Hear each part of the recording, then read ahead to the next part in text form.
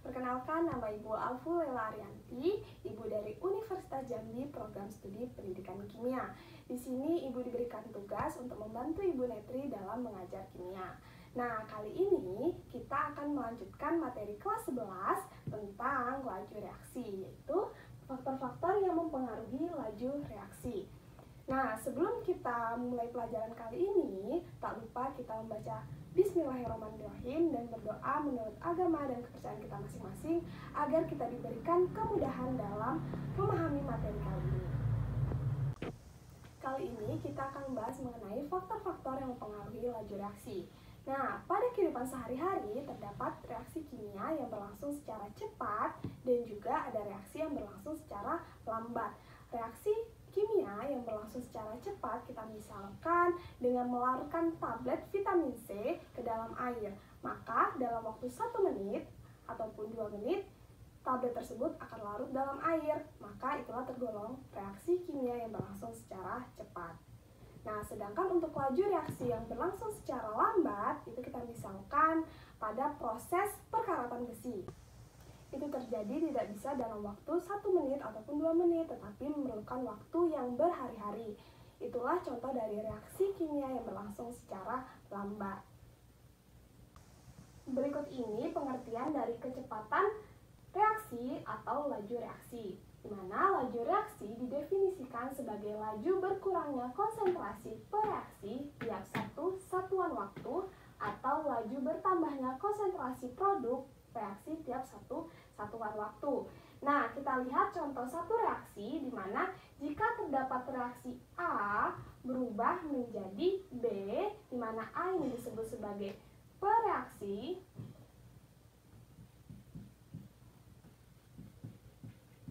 sedangkan B ini disebut dengan produk atau hasil reaksi.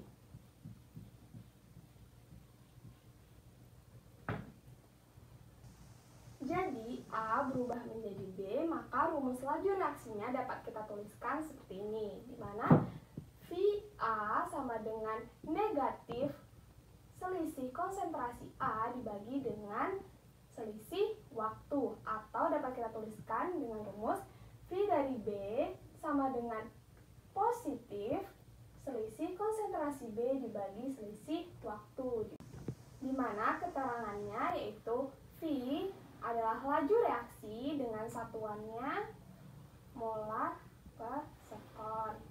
Untuk selisih konsentrasi A adalah perubahan konsentrasi reaksi, sedangkan selisih konsentrasi B adalah perubahan konsentrasi produk reaksi, di mana untuk satuannya mereka ini sama ya, yaitu molar.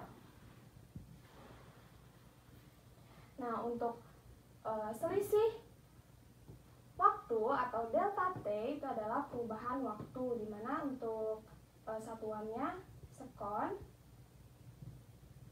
atau detik. Di sini ada tanda negatif dan positif, di mana untuk yang negatif ini menunjukkan zat pereaksi semakin lama semakin berkurang. Nah, di sini kan tadi ada reaksi A berubah menjadi B. Nah, lama-lama A-nya itu akan berkurang karena membentuk zat B. Sedangkan yang positif itu terdapat pada hasil reaksi yang menunjukkan produk reaksi yang bertambah. Kita lanjutkan ke faktor-faktor yang mempengaruhi laju reaksi, di mana sini ada beberapa ya. Yang pertama ada konsentrasi zat. Semakin besar konsentrasi zat yang direaksikan, maka laju reaksinya semakin besar dan reaksinya semakin cepat terjadi. Nah, contohnya jika kita mereaksikan dengan menggunakan asam klorida atau HCl 2 molar akan lebih cepat bereaksi dibandingkan dengan asam klorida atau HCl 1 molar. Nah, untuk faktor yang kedua ada luas permukaan bidang sentuh. Semakin besar luas permukaan bidang sentuh, maka laju reaksinya semakin besar dan reaksinya semakin cepat terjadi. Contoh dalam kehidupan sehari-hari, di mana di sini obat yang berbentuk serbuk akan lebih cepat larut dalam air bila dibandingkan dengan obat yang berbentuk tablet. Nah, ini kita gambarkan secara sederhana ya, di mana ini kita anggap ini adalah obat yang berbentuk tablet, dan ini adalah obat yang berbentuk serbuk. Obat yang berbentuk tablet, reaksinya yang terjadi tumbukannya hanya mengenai sedikit permukaan. Hanya sedikit permukaan obat yang berbentuk tablet. Dibandingkan dengan obat yang berbentuk serbuk, dia terjadi tumbukan yang lebih banyak.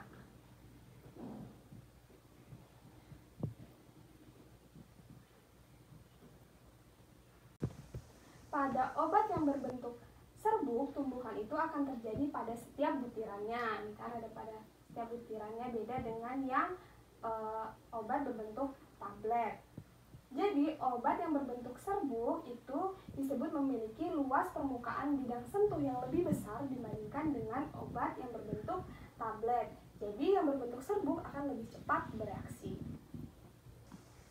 Faktor yang ketiga itu ada suhu. Semakin tinggi suhu, maka laju reaksinya semakin besar. Contohnya, gula akan lebih cepat larut dalam air panas dibandingkan jika kita larutkan dalam air dingin.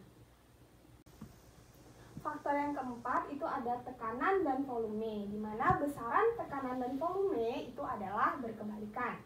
Jika tekanan diperbesar atau volume diperkecil, maka laju reaksinya semakin besar. Jika tekanan yang diperkecil atau volume yang diperbesar, maka laju reaksinya semakin kecil. Nah, contoh dalam kehidupan sehari-hari, jika kita memasak air, akan lebih cepat mendidih jika pancinya itu ditutup. Ditutup ini artinya memberikan tekanan yang lebih besar, sehingga air itu lebih cepat mendidih. Dibandingkan pada panci yang tidak ditutup, itu artinya tekanannya lebih kecil. Faktor yang kelima yaitu adanya zat katalis atau yang disebut dengan katalisator. Katalisator yaitu zat yang ditambahkan ke dalam reaksi yang berfungsi untuk mempercepat laju reaksi. Cara untuk mempercepat laju reaksi yaitu dengan cara menurunkan energi aktivasinya atau yang disingkat dengan EA dari suatu reaksi. EA atau energi aktivasi adalah energi minimum yang harus dimiliki agar suatu reaksi kimia dapat terjadi. Jadi, suatu reaksi kimia itu masing-masing mempunyai nilai energi aktivasi yang berbeda-beda. Nah, katalisator di sini memiliki peran untuk menurunkan nilai energi aktivasi supaya dapat cepat berlangsung. Nah, contoh dari katalisator adalah V2O5 atau yang disebut dengan vanadium pentaoksida. Katalisator ini dia tidak ikut bereaksi di dalam reaksi kimia. Karena ternyata setelah reaksi kimia ini berlangsung akan didapatkan lagi zat katalisator dalam jumlah yang tetap. Jadi dia tidak bercampur dengan zat-zat yang bereaksi. Selanjutnya kita melihat hubungan antara laju reaksi dengan suhu. Nah, ini ada persamaannya, V2 sama dengan V1 dikali delta V, T2 dikurang T1 dibagi delta T itu adalah pangkatnya. Nah, di mana keterangannya V1 itu adalah laju reaksi pada T, sedangkan V2 adalah laju reaksi pada T2, sedangkan T1 adalah suhu mula-mula, T2 adalah suhu akhir, dan delta V adalah koefisien kenaikan laju reaksi, dan delta T adalah koefisien kenaikan suhu. Nah, karena V itu kebalikan dari T, maka dapat dituliskan V sama dengan 1 per T. Maka untuk persamaan lengkapnya dapat dituliskan T2 sama dengan T1 dikali 1 per delta V, T2 dikurang T1 dibagi delta T ini adalah pangkatnya. Untuk keterangan dari T1 itu adalah waktu mula-mula, sedangkan T2 adalah waktu akhir. Kita masuk ke dalam contoh soal. Contoh soal yang pertama, diketahui pada suhu 50 derajat Celcius, besarnya laju reaksi sebesar 2 molar per sekon. Berapakah besarnya laju reaksi pada suhu 110 derajat Celcius jika diketahui setiap kenaikan suhunya yaitu 20 derajat Celcius? Laju reaksinya meningkat 3 kali lipat. Nah, mula-mula kita tulis yang diketahui. Dimana untuk pada suhu 50 derajat Celcius berarti T T1-nya sama dengan 50 derajat Celcius. Besarnya laju reaksi sebesar 2 molar per sekon, berarti V1-nya sama dengan 2 molar per sekon. Berapakah besarnya laju reaksi pada suhu 110 derajat Celcius? Berarti T2-nya sama dengan 110 derajat Celcius. Jika diketahui setiap kenaikan suhu 20 derajat Celcius, kenaikan suhu itu dilambangkan dengan delta T sama dengan 20 derajat Celcius. Laju reaksinya meningkat 3 kali lipat, berarti delta V-nya sama dengan 3. Kita masukkan rumusnya, yaitu V2 sama dengan V1 dikali delta V, T2 dikurang T1 dibagi delta T, itu adalah pangkatnya ya. Nah, langsung aja kita masukkan angka-angka yang diketahui. Ini V2 sama dengan V1-nya 2 dikali untuk delta V kali 3, T2 dikurang T1. T2-nya berapa? 110.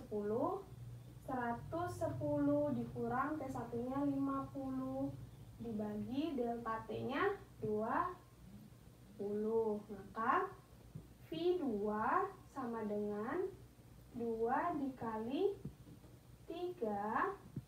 110 dikurang 50, 60 per 20. Maka V2 sama dengan 2 dikali 3, 60 dibagi 20, 3. Jadi sama dengan 2 dikali 27 sama dengan 54 dengan satuan molar per sekon. Jadi laju reaksi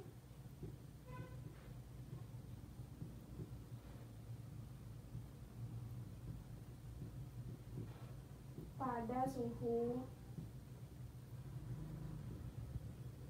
110 derajat Celcius adalah 54 molar per sekon. Kita lanjutkan ke contoh soal yang kedua, di mana suatu reaksi berlangsung 2 kali lebih cepat setiap kenaikan suhu 15 derajat Celcius. Jika pada suhu 80 derajat Celcius, reaksi ini memerlukan waktu sebesar 25 detik. Tentukan waktu yang dibutuhkan reaksi ini pada suhu 50 derajat Celcius. Mula-mula kita tulis yang diketahui. Di sini suatu reaksi berlangsung 2 kali lebih cepat. Kalimat 2 kali lebih cepat itu berarti delta V sama dengan 2. Setiap kenaikan suhu 15 derajat Celcius, berarti delta T-nya sama dengan 15 derajat Celcius. Jika pada suhu 80 derajat Celcius, berarti T1-nya sama dengan 80 derajat Celcius. Reaksi ini memerlukan waktu 25 detik, berarti T1-nya sama dengan 25 detik. Tentukan waktu yang dibutuhkan reaksi ini pada suhu 50 derajat Celcius, berarti T2-nya sama dengan 50 derajat Celcius. Berarti yang ditanyakan yaitu adalah T2. Kita tuliskan rumusnya, yaitu T2 sama dengan T1 dikali 1 per delta V, T2 dikurang T1 dibagi delta T, itu adalah pangkatnya. Nah, tinggal kita masukkan nilai-nilai yang sudah diketahui. Di sini kan yang ditanya T2 kan, berarti kita tulis di sini T2. T1-nya berapa? 25 dikali 1 per delta V-nya 2. T2 dikurang T1, T2-nya 50 dikurang T1-nya 80 dibagi delta T 15 derajat Celcius. 15 berarti ya. Nah, berarti T2 sama dengan 25 dikali 1/2, 50 dikurang 80 berarti minus 30/15. T2 sama dengan 25 dikali 1/2 min 30 dibagi 15 yaitu min 2. Berarti ini aja ya. T2 sama dengan 25 dikali, ini karena 1/2, ini pangkat min 2, maka bisa kita tulis 2 pangkat 2. Maka T2 sama dengan 25 dikali 4. Maka hasilnya T2 sama dengan 25 kali 4, 100 dengan satuan detik. Lanjut ke contoh soal yang ketiga. Data hasil percobaan untuk reaksi A ditambah B hasil adalah sebagai berikut. Di sini ada percobaan 1 sampai 5, di mana percobaan 1 yaitu menghasilkan 2 gram serbuk. Dan untuk molarnya 2,0 molar. Untuk suhunya yaitu 27 dan waktunya 10 detik. Nah, untuk yang percobaan kedua, dia menghasilkan 2 gram larutan, molarnya yaitu 2,0, untuk suhunya 27 dan waktunya 8. Untuk percobaan yang ketiga yaitu 2 gram padat dengan molar 2,0, suhu 27 dan waktunya 26. Untuk percobaan yang keempat itu ada 2 gram larutan, molarnya 4,0, suhunya 27 dan waktunya 4. Untuk percobaan yang kelima yaitu 2 gram larutan dan molarnya 2,0, suhunya 37 dan waktunya 4. Nah, di sini yang ditanyakan tentukan faktor laju reaksi. Ada 3 pertanyaan. Yang pertama 1 dengan 3, yang kedua 1 dengan 4, yang ketiga yaitu 4 dengan 5. Nah, untuk mencari faktor dari laju reaksi, kita harus mengingat dulu apa faktor-faktor yang mempengaruhi laju reaksi. Kita ingat kembali ya, yang telah Ibu jelaskan sebelumnya, di mana itu ada faktornya itu. Yang pertama itu ada konsentrasi zat. Yang kedua itu ada luas permukaan.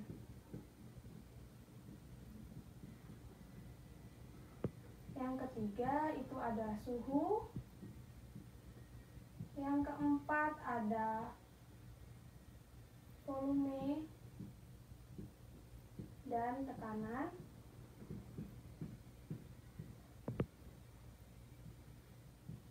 Situ ada katalisator. Nah, jadi harus diperhatikan ini ya, konsentrasi zatnya, luas permukaannya, suhu, volume dan tekanan, dan katalisatornya. Jika lain dari kelima ini, berarti dia tidak termasuk dari faktor-faktor yang mempengaruhi laju reaksi. Nah, kita langsung ke yang pertanyaan yang pertama, 1 dengan 3. Percobaan 1 dengan 3. Di sini untuk luas permukaannya, untuk percobaan 1 yaitu 2 gram serbuk, untuk percobaan 3 2 gram padat. Berarti dia berbeda ya. Berarti untuk luas permukaannya ini mempengaruhi laju reaksi. Berarti yang ini itu berarti ada, yang pertama itu ada luas permukaan. Nah, kita lihat lagi yang molarnya. Di sini dia 2,0 molar, yang ketiga 2,0 molar. Berarti molarnya tidak mempengaruhi karena dia sama. Untuk suhunya dia 27 dan untuk percobaan ketiga 27. Berarti suhunya juga tidak mempengaruhi karena dia hasilnya sama. Untuk waktu tidak termasuk dari faktor-faktor yang mempengaruhi laju reaksi, karena diingat faktor-faktor yang mempengaruhi laju reaksi itu hanya ada konsentrasi zat, luas permukaan, suhu, volume dan tekanan, serta katalisator. Berarti waktu itu tidak mempengaruhi. Lanjut, berarti untuk yang pertama ini cuma luas permukaan ya. Untuk yang pertanyaan yang kedua yaitu percobaan 1 dengan 4. Berarti yang ini 1 dengan 4. Di sini menghasilkan 2 gram serbuk, sedangkan percobaan keempat yaitu 2 gram larutan. Berarti luas permukaannya mempengaruhi karena dia zat yang bereaksinya itu berbeda. Yang pertama serbuk, yang kedua larutan. Berarti di sini luas permukaan. Lanjut ke molarnya. Pada percobaan 1 dia 2,0. Percobaan kedua 4,0. Karena dia berbeda berarti molarnya mempengaruhi laju reaksi. Berarti di sini konsentrasinya ya.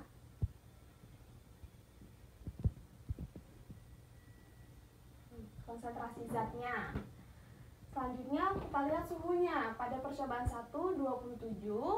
Pada percobaan 4 27, berarti dia sama, berarti dia tidak mempengaruhi laju reaksi. Untuk waktu kita abaikan aja ya, karena waktu ini tidak termasuk dari faktor yang mempengaruhi laju reaksi. Lanjut ke pertanyaan yang ketiga, percobaan 4 dengan 5, berarti ini 4 dengan 5, 2 gram larutan, dan percobaan kelima juga 2 gram larutan. Berarti untuk luas permukaannya tidak mempengaruhi laju reaksi karena dia sama.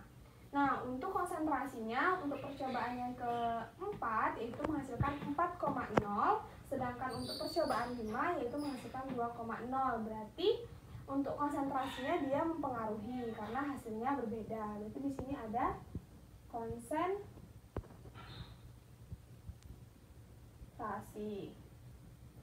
Untuk suhunya pada percobaan 4 menghasilkan 27, percobaan 5 37. Dia berbeda, berarti suhunya mempengaruhi laju reaksi. Berarti kita tulis ini suhu. Untuk waktu sudah dikatakan bahwa waktu tidak masuk dalam faktor yang mempengaruhi laju reaksi, berarti kita abaikan. Nah, berarti untuk yang pertama, percobaan 1 dan ketiga itu faktor-faktor yang mempengaruhi hanya luas permukaan. Untuk percobaan 1 dengan 4 yang mempengaruhi itu ada luas permukaan dan konsentrasi. Sedangkan untuk percobaan 4 dengan 5 yang mempengaruhi itu ada konsentrasi dengan suhu. Demikianlah pembelajaran kita kali ini mengenai faktor-faktor yang mempengaruhi laju reaksi telah selesai kita bahas. Nah, di sini Ibu ada 3 latihan soal yang bisa kalian kerjakan untuk mengevaluasi diri kalian. Untuk latihan soal yang pertama, diketahui pada suatu reaksi kenaikan suhu sebesar 10 derajat Celcius dapat memperbesar laju reaksi menjadi 2 kali lipat. Jika pada suhu 35 derajat Celcius, reaksi berlangsung selama 40 menit. Tentukan waktu untuk berlangsungnya reaksi pada suhu 65 derajat Celcius. Berarti untuk latihan soal yang pertama ini yang ditanya adalah T2. Untuk latihan soal yang nomor 2, setiap kenaikan suhu 20 derajat Celcius, laju reaksi menjadi 3 kali lebih cepat dari semula. Jika pada suhu 20 derajat Celcius, laju reaksi berlangsung selama 27 detik, berapakah besarnya laju reaksi pada suhu 80 derajat Celcius? Berarti latihan soal yang kedua ini yang ditanyakan adalah T2.